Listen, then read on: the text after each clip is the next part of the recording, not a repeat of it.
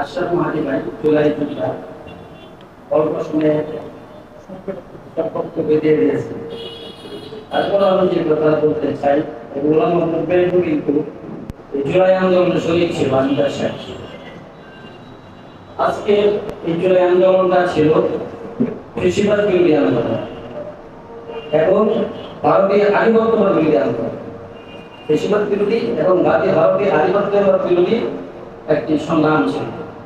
এই সংগ্রামে আমরা রাজপথে ছিলাম এবং দুর্নীতি মুক্ত একটি সমাজ প্রতিষ্ঠা করতে হচ্ছিল এই যোদ্ধাদের মধ্যে।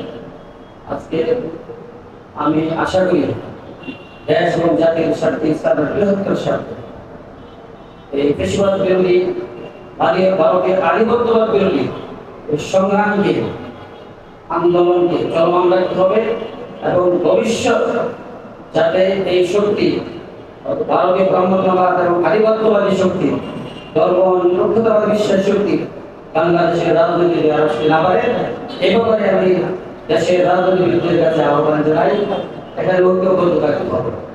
2 নম্বর কথা হলো জাতীয় মুভমেন্ট, গোলাম মুভমেন্ট আমি দেখেছি দেশের দুর্যোগে বিপদে বন্যায় আমি দেখেছি যখন প্রতিষ্ঠা লগ্ন থেকে এই দুর্যোগপূর্ণ জাতির পাশে, বন্যা পীড়িত মানুষের পাশে দাঁড়িয়েছে।